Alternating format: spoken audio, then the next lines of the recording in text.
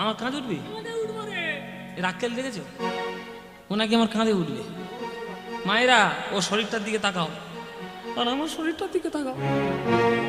ওই ধ্বংস শরীরটা নিয়ে যদি কাঁধের উপর ওঠে, এই কাঁধ আর আমার টিকবে? হ্যাঁ, এই কাঁধে আমার টিকবে? তুই আমার কাঁধে উঠবি? হ্যাঁ, কাঁধে উঠবি। তাহলে নিত্যানন্দকে আজকের কাঁধে তুলে নিয়েছে শ্রীরাম। বলে কি করবো দাদা? বলে কিচ্ছু করতে হবে না, এই গিরি গোবর্ধন পাহাড়টা তুই একবার চক্কর মেরে আয় দেখি।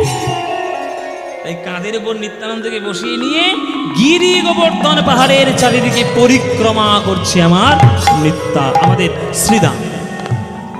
আপনারা যারা বৃন্দাবন গেছেন, আপনারা গিরি গোবর্ধন পরিক্রমা করেছেন? মায়েরা 84 ক্রোশ বৃন্দাবন পরিক্রমা করতে হয়, আর গিরি গোবর্ধনটা একবার পরিক্রমা করতে হয়, পাক মারতে হয়।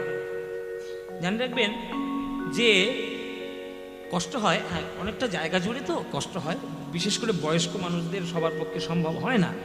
কিন্তু জীবনে যদি পারেন অন্তত একবার গিরি গোবর্ধনকে পরিক্রমা করবেন, কেননা পবিত্র গিরিরাজ হলো স্বয়ং গোবিন্দেরই একটা কৃপার স্বরূপ দাঁড়িয়ে রয়েছে বৃন্দাবনে। তাই গিরি গোবর্ধনের পাহাড়ের চারিদিকে ছুটতে শুরু করেছি। আমায় কাঁধে নেনা দেখি, আমায় কাঁধে নেনা দেখি, বৃন্দাবনের শ্রীরাম সখায় আমায় কাঁধে নেনা দেখি। বৃন্দাবনের শ্রীরাম সখায় আমায় কাঁধে নেনা দেখি। কাঁধে নিল, এবার যেই কাঁধে নিয়ে ছুটতে শুরু করেছে মায়েরা, নিত্যানন্দ কাঁধের উপরে বসে বসে শরীরের যত চাপ দিচ্ছে, ভারী হয়ে যাচ্ছে। আর যত ভারী হয়ে যাচ্ছে, শ্রীরাম মোমের পুতুলের মতো ছোট হয়ে যাচ্ছে।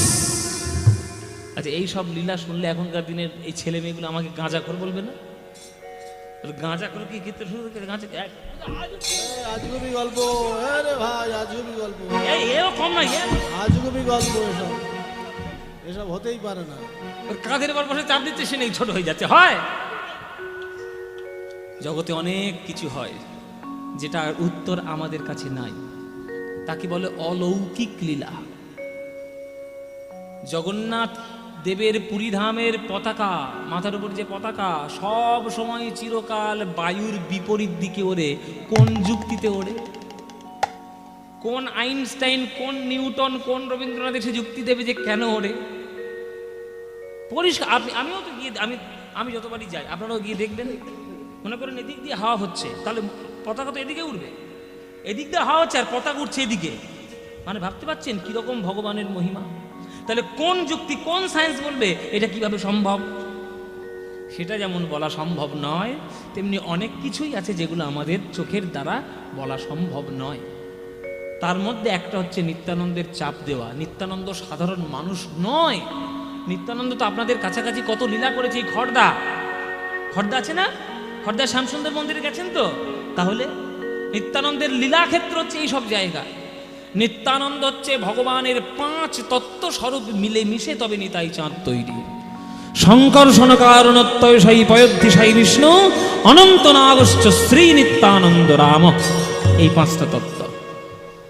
সংকর্ষণ ভগবান, কারণার্ণব সাই নারায়ণ, হ্যাঁ, তারপরে গর্ভোদক সাই বিষ্ণু, তারপরে পয়দ্ধি সাই বিষ্ণু, তারপরে অনন্ত নাগ।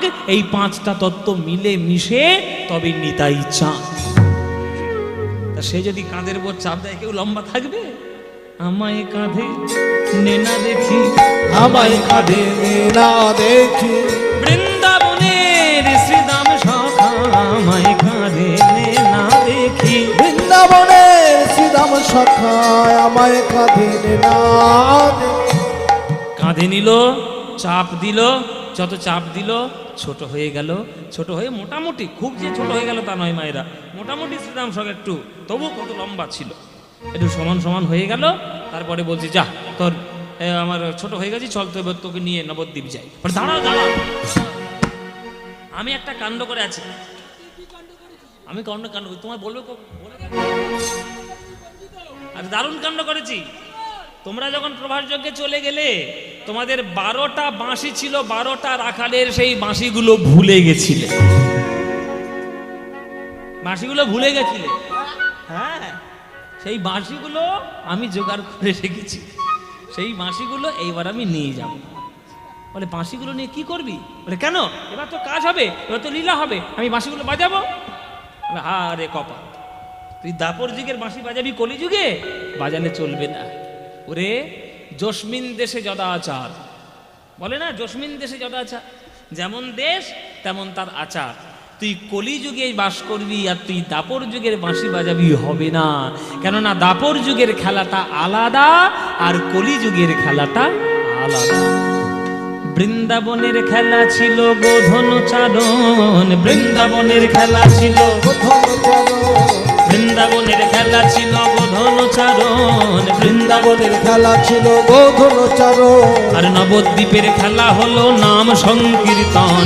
হরি বল হরি বল। খেলা হলো নাম সংকীর্তন, কলিযুগের খেলা হলো নাম সংকীর্তন, নবদ্বীপের খেলা হলো নাম সংকীর্তন। অমধুর বৃন্দাবনের খেলা ছিল মুরলী বাদন, বৃন্দাবনের খেলা ছিল মুরলী বাদন, বৃন্দাবনের খেলা ছিল মুরলী বাদন, বৃন্দাবনের খেলা ছিল মুরলী বাদন। আর নবদ্বীপের খেলা হলো মৃদঙ্গ বাদন। এই কলিযুগের খেলা হলো মৃদঙ্গ বাদন, এই কলিযুগের খেলা হলো মৃদঙ্গ বাদন। এই কলিযুগের খেলা হলো মৃদঙ্গ বাদন। বৃন্দাবনের খেলা ছিল মাঠে দৌড়া দৌড়ি, বৃন্দাবনের খেলা ছিল মাঠে দৌড়া দৌড়ি,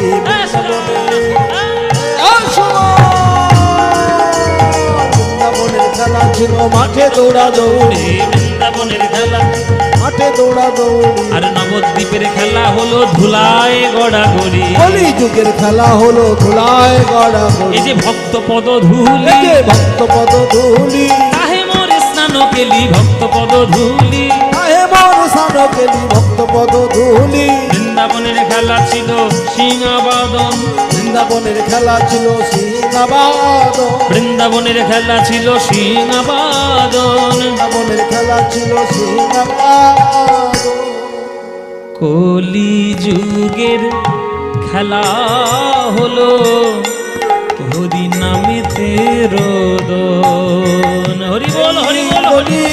কলিযুগের খেলা হলো হরি নামেতে রোদন। যদি তোমরা হরি বলে একবার কাঁদতে পারো, যদি হরি বলে কাঁদতে পাও, জাতের বিচার ওগো করবে না গো, হরি বলে একবার কাঁদতে পারো। ও জাতের বিচার করবে না গো, একবার হরি বলে কাঁদতে পাও। মহাপ্রভুর খেলায় সাথী হবে হরি বলে যদি কাঁদতে পারো, মহাপ্রভুর খেলার সাথী হবে হরি বলে কাঁদতে পাও। বলার কোনো ভাষা নেই। হরিকথা কৃষ্ণ কথায় মঞ্চোপবিষ্ট শিল্পী লীলা কীর্তনিয়া পদ্মপলাশ মহাশয়ের আলাপচারিতায় সন্তুষ্ট হাওড়া নিবাসী দুলাল দাস আবারও শিল্পীকে 500 টাকা দিয়ে আশীর্বাদ রেখেছেন। একবার সবাই উলুধ্বনি।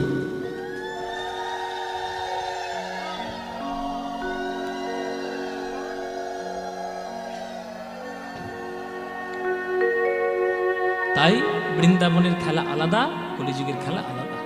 বলে তারা দাদা বাঁশিগুলো জোগাড় করেছে কি করব? বলে কি আর করবি, ওসব 5000 বছরের পুরনো বাঁশি, সে ধুলো বালি জমাট হয়ে দলামোচড় পাকি একটা কাঠ হয়ে গেছে, যা ওটা ভাসিয়ে দিই যমুনার জলে। যমুনার জলে ভাসিয়ে দিল সেই বাঁশির কাঠ। সেই বাঁশির কাঠ যমুনার জল থেকে ভাসতে ভাসতে ভাসতে ভাসতে এলো কোথায়? পরবর্তীকালে যেখানে শ্রীরাম সখা থাকতো ঠিক সেই জায়গাটা। সেই জায়গাটা কোথায় একটু পরেই বলে দেবো, লীলাটা যখন শেষ হয়ে যাবে একটু পরেই ঠিকানা দিয়ে দেবো, ঘুরে আসবেন। আমি নিজে দেখে এসেছি, আপনারাও দেখে আসবেন। এসব কীর্তন করার দৌলতে অনেক জায়গায় ঘোরার সৌভাগ্য হয়েছে, দর্শন করার সৌভাগ্য হয়েছে। হ্যাঁ, তো সেটা আপনারাও দর্শন করে আসতে পারবেন। তো বৃন্দাবনের পাঠ চুকে গেল, বৃন্দাবনের পাঠ শেষ। এইবার নিত্যানন্দকে সঙ্গে করে নিয়ে শ্রীরাম সখা চলেছে আজ বৃন্দাবন ছেড়ে ওই নবদ্বীপে। আপনারা সবাই কি এখন বর্তমান বৃন্দাবনে আছেন, কিন্তু উলুধ্বনি পাচ্ছেন না, সবাই মিলে রাধে রাধে সবাই মিলে। শিল্পীর অসাধারণ ব্যক্ততায় বরকাদার আরেকজন ভক্ত শিল্পীকে আরো 100 টাকা আশীর্বাদ করেছেন। হরে কৃষ্ণ। চলে জয় নিতাই। গৌর গৌর গৌর গৌর গৌর গৌর গৌর হে গৌর গৌর গৌর গৌর গৌর গৌর গৌর হে গৌর গৌর গৌর গৌর গৌর গৌর গৌর হে গৌর গৌর গৌর গৌর গৌর গৌর গৌর হে গৌর গৌর গৌর গৌর গৌর গৌর গৌর হে গৌর গৌর গৌর গৌর গৌর গৌর গৌর হে গৌর গৌর গৌর গৌর গৌর রক্ষমাং গৌর গৌর গৌর গৌর গৌর গৌর রক্ষমা গৌর গৌর গৌর গৌর গৌর গৌর পাহি মাং গৌর গৌর গৌর গৌর গৌর গৌর ত্রাহি গৌর হে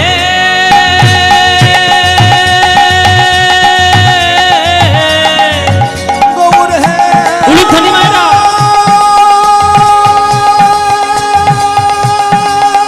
গৌর হে গৌর হে গৌর হে গৌর গৌর গৌর গৌর গৌর গৌর গৌর হে গৌর গৌর গৌর গৌর গৌর গৌর গৌর হে গৌর গৌর গৌর গৌর গৌর গৌর হে ও দাদা এই নবদ্বীপ চলে এসছি তো? এটা নবদ্বীপ তো? এটা নবদ্বীপ তো? মায়েরা বলছে বাবা এটা নবদ্বীপ কি করে? এটা হালি শহর তো। এটা হালি শহর, নবদ্বীপ হলো কি করে? ও মায়েরা শুধু জায়গার নামটা মনে করে ডাকলে চলবে না, ভাবের দৃষ্টিতে আজকের এটাই নবদ্বীপ। মহাপ্রভুর কীর্তন যেখানে হচ্ছে সে নবদ্বীপ তো হবেই। আজকে নবদ্বীপ এসে হাজির হয়েছে আমার শ্রীরাম আর আমার নিত্যানন্দ। নৈহাটি থেকে আগত একজন কৃষ্ণ ভক্ত মানুষ রাজু মিশ্র শিল্পীকে 500 টাকা দিয়ে আবারও আশীর্বাদ করেছেন। একবার সবাই উলুধ্বনি, সবাই হরে কৃষ্ণ। জয় নিতাই। ও দাদা আমার গৌর কই? আছে এখানে কোথাও খেলা করছে। হ্যাঁ গৌর কই? আচ্ছা আছে তো বদমাশ ছেলে এখানে কোথাও খেলা করছে দুষ্ট। ও দাদা তুই তো আমি কি জানি? তুমি আমায় দেখাও, দাঁড়া দাঁড়া দাঁড়া কোথায় আছে? তাড়াতাড়ি দেখাও। খেলা করছে কোথায়? দেরি করা যাবে না, সময় হয়ে যাচ্ছে, অধিবাস করতে হবে। আরে তাড়াতাড়ি দেখো, এদিকে দেখো।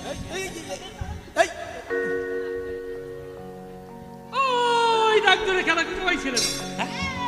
ওই ছেলেটা। আরে তো অনেকগুলো ছেলে, কোনটা আমার গৌর? ওই সবচেয়ে লম্বা ওইটা। কোনটা আমার কানাই? লম্বাটা ওই সবচেয়ে ফর্সা ওইটা। সবচেয়ে ফর্সা? তাহলে ফর্সাটা আমার কানাই, হ্যাঁ। লম্বাটা আমার কানাই। চুপ করো।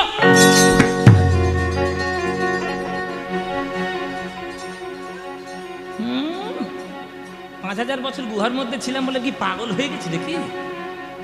হ্যাঁ বলছি এই লম্বা ছেলেটা কানাই, ওই খরসা ছেলেটা কানাই।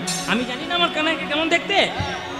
কানাইয়ের মাথায় থাকে ময়ূরের চূড়া, কানাইয়ের গায়ের রং হলো নব নীল ঘন দেহ, আর কানাইয়ের পায়ে থাকে সোনার নুপুর, আর কানাইয়ের হাতে থাকে মোহন মুরলি। সেই সব তো কিছুই দেখতে পাচ্ছি না, এ তো দেখছি একটা সোনার প্রতিমার মতো ছেলে। এ কি করে আমার কানাই হয়? ওগো দাদা তুমি বলো। তখন মহাপ্রভু মুচকি মুচকি হাসছে। শ্রীরাম বুঝতে পারছি মুচকি মুচকি হাসছে, মুচকি মুচকি হাসছে। এই শ্রীরাম, আমি আমার দাপর যুগের রূপটা পরিবর্তন করেছি বলে তুই আবার চিনতে পারছিস না? আচ্ছা ঠিক আছে, আমি তোকে চিনিয়ে দিচ্ছি আমি কে। এই শ্রীবাস কই গেল? এই শ্রীবাস, শ্রীবাস, ও শ্রীবাস, বলুন প্রভু বলুন। দরজা বন্ধ করে দাও। দরজা বন্ধ করে দাও। ঠিক আছে এই দরজা বন্ধ করে। দরজা বন্ধ হয়ে গেছে তো? হ্যাঁ হ্যাঁ দরজা বন্ধ হয়ে গেছে। শ্রীরাম এদিকে আয়। আচ্ছা মায়েরা, অন্যান্য দিন শ্রীবাসের আঙিনার দরজা সন্ধ্যাবেলায় বন্ধ হতো, আজকের দিনের বেলাতেই বন্ধ হয়ে গেল। লোক ভাবছে অপনাশ কি হয়েছে না হয়েছে, ভেতরে কি হবে না হবে। শ্রীরামকে ডাকছে, এই শ্রীরাম এদিকে আয়। আমি কানাই কিনা তোর বিশ্বাস হচ্ছে না তাই তো?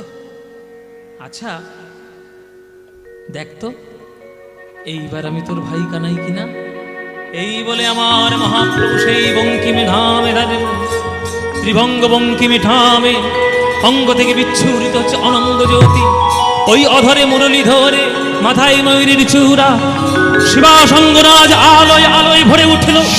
ওই 33 কোটি দেবী দেবী বসে রয়েছে সেই আলোর মধ্যে, আর মাঝখানে আমার গোবিন্দ দাঁড়িয়ে রয়েছে। হৃদয় গৌর হরি। হে কৃষ্ণ করুণা সিন্ধু দীন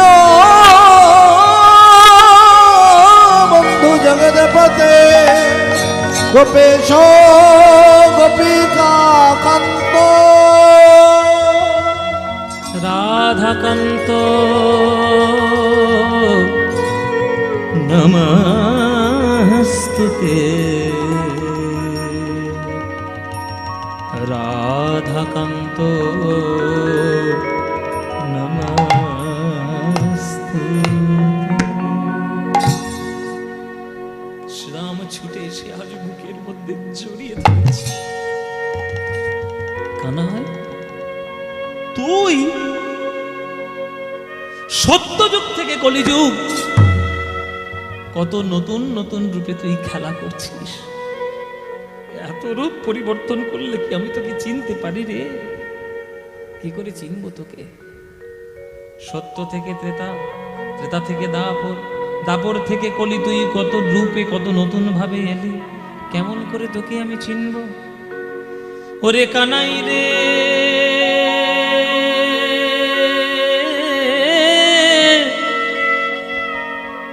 কানাই রে, ওরে কানাই রে, তুই কেনে গৌর হলি? তুই কেনে গৌর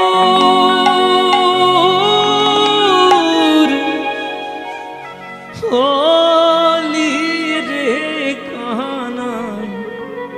এই যে টানগুলো পূর্ববঙ্গের টান, ভাটিয়ালি টান। দেখুন টানগুলো দেখে আমি বলে দিচ্ছি। কেনে গৌর হলি রে কানাই, এগুলো সব ভাটিয়ালি টান। তুই কেনে গৌর হলি? তুই কেনে গৌর হলি রে কানাই? তুই কেনে গৌর হলি? তুই কেনে গৌর হলি রে কানাই? তুই কেনে গৌর হলি? তোর শিরে শিখি পাখা ত্রিভঙ্গ মাকা, শিরে শিখি পাখা ত্রিভঙ্গ মাকা, শিরে শিখি পাখা ত্রিভঙ্গ মাকা, শিরে শিখি পাখা ত্রিভঙ্গ মাকা। কালো রূপ কোথায় লুকালি রে কানাই? তুই কেনে গৌর হলি? তুই কেনে গৌর হলি রে কানাই? তুই কেনে গৌর হলি? তুই কেনে গৌর হলি রে কানাই? তুই কেনে গৌর হলি? বলে কানাই সত্য যুগেতে তুই বামন রূপেতে বলি রে ছলিতে গেলি কানাই রে। সত্য যুগেতে বামন রূপেতে বলি রে ছলিতে গেলি কানাই। এবার এক একটা যুগের ঘটনা বাবা, এর বিস্তারিত ব্যাখ্যা। সত্যযুগে গেছিল বামুন হয়ে, বলি মহারাজের কাছে, বলে দান দাও দান দাও, তুমি নাকি বড় দানি হয়েছো, তো আমাকেও কিছু দাও, আমি একটা বামুনের ছেলে, কিছু দান দাও। তা বলির মহারাজ বলছে কি নেবেন আপনি বলুন ঠাকুর মশাই।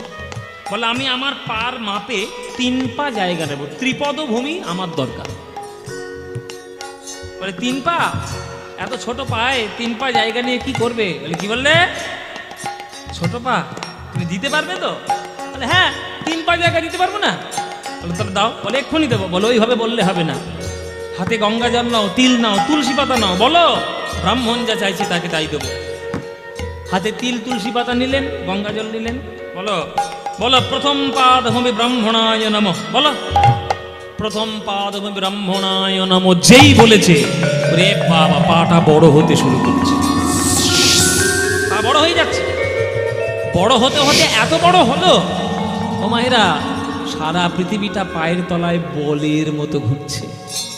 ভালো হয়েছে বলছি না, খুব গর্ব করে। 3 পায়ে কম জায়গা, 1 পায়ে তোমার সমগ্র পৃথিবীর রাজত্ব নিয়ে নিয়েছে। বলো দ্বিপাদ ভূমি ব্রাহ্মণায় নমঃ, বলো বলে দ্বিপাদ ভূমি ব্রাহ্মণায় নমঃ। যেই বলেছে নাভি থেকে একটা চরণ বেরিয়ে গিয়ে স্বর্গে ঠেকে গেল, স্বর্গ দখল করে নিল ভগবানের চরণ। এবার 3 নম্বর পা কোথায় রাখবো, তৃতীয় পা কোথায় রাখবো? তুমি তো খুব গর্ব করে বলছিলে দান দেবো দান দেবো। তখন বলি বুঝতে পারল যেটা কে, প্রভু আমার ঠাকুরদাকে তুমি কৃপা করেছিলে, আর আমাকে কৃপা না করলে কি করে হবে?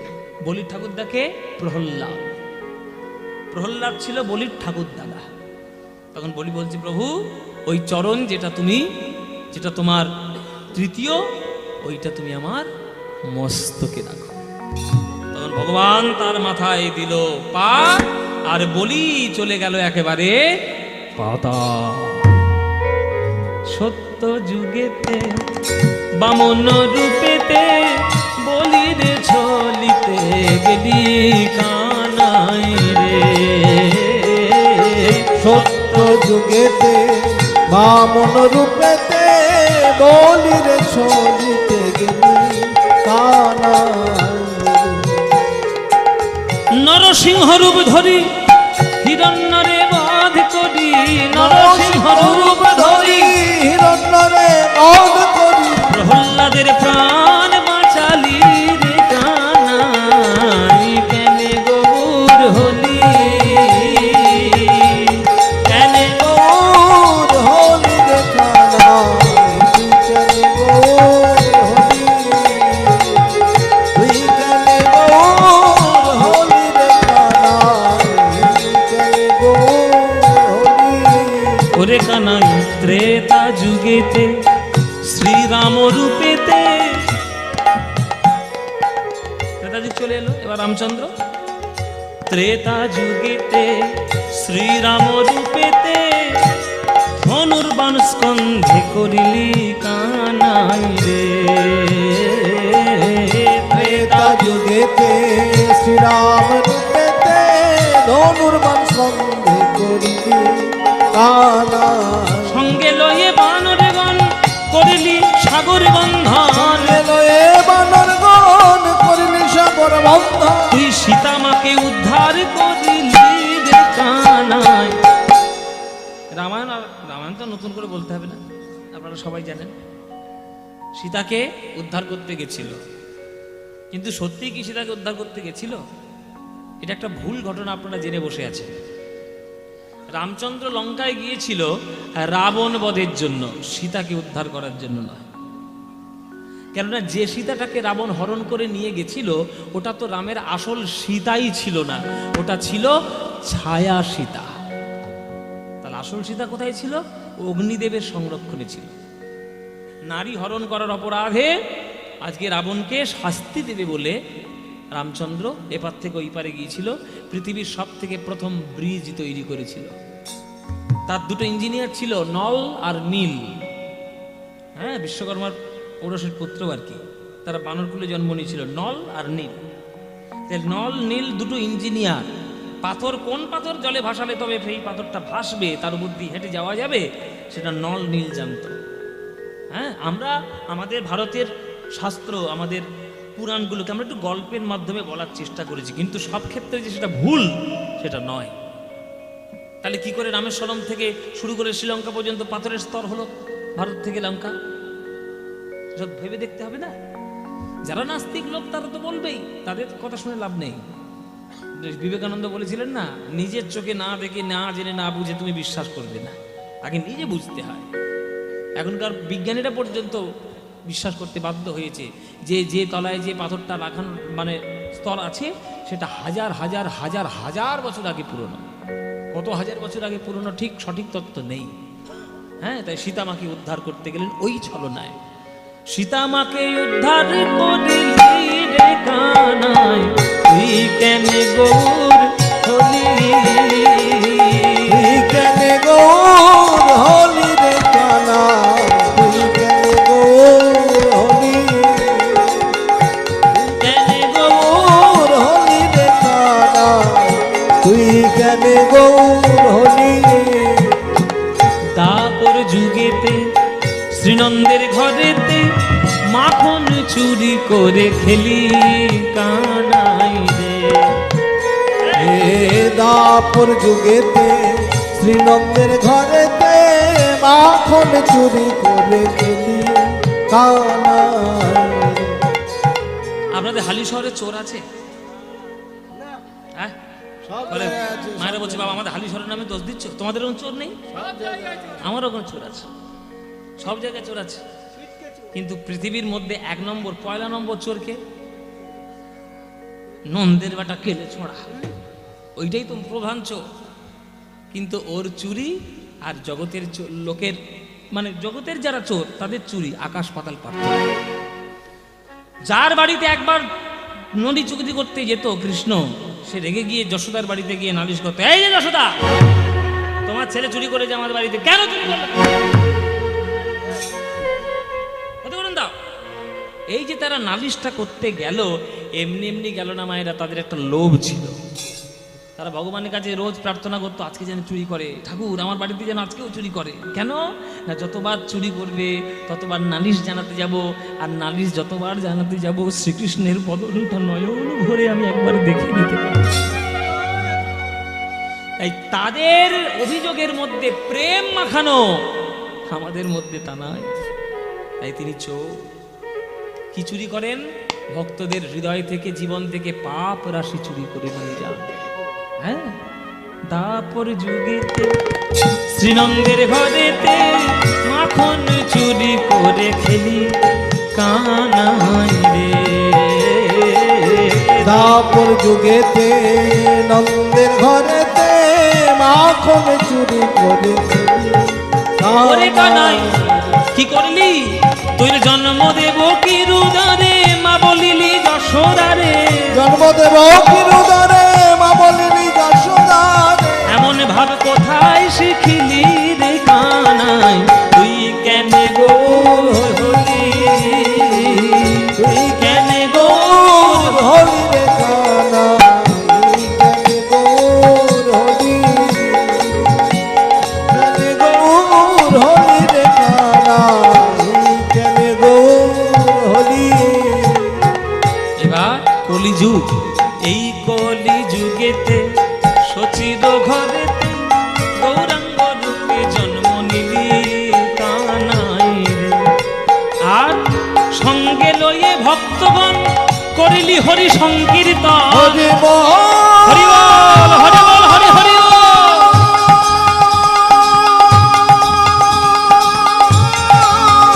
হরি বল। আহা, সঙ্গে লয়ে ভক্তগণ করিলি হরি সংকীর্তন। লয়ে ভক্তগণ করিলি হরি সংকীর্তন। জগাই মাধাই উদ্ধার করিলি রে কানাই, তুই কেন গৌর হলি? কেন গৌর হলি রে কানাই, কেন গৌর?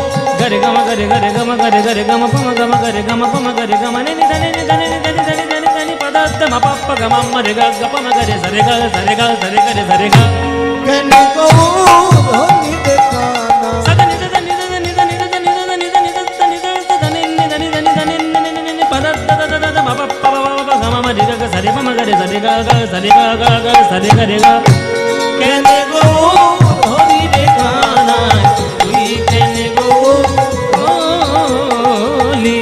কেন গৌর পাদা নি সদা নি সদা নি পদা দ ম পপ গম পম গরে সরে গ পম গরে সরে গরে সরে গ সরে গ গ সরে গ। কেন গৌর হলি রে কানাই, হলি? কেন গৌর হলি রে কানাই? কেন গৌর? কেন গৌর? কেন গৌর হলি?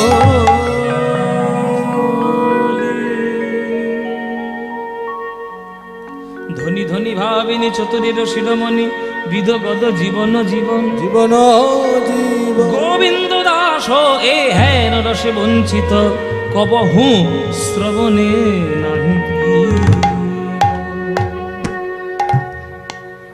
এই হলো গৌরাঙ্গ শ্রীরাম সখার মিলন প্রসঙ্গ।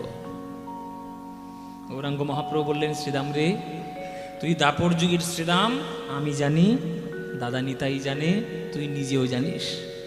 কিন্তু হঠাৎ করে যদি কলিযুগের লোকের কাছে বলতে যাই, তারা বিশ্বাস করবে না। তাই তাদের কাছে তুই নতুন নামে পরিচিত হবি। আমাদের কাছে তুই শ্রীরাম, কিন্তু কলিযুগের ভক্তদের কাছে আজ থেকে তোর নাম হলো তুই ভক্ত অভিরাম। আজ থেকে তোর নাম ভক্ত অভিরাম। আদ্য হইতে তোর নাম ভক্ত অভিরাম।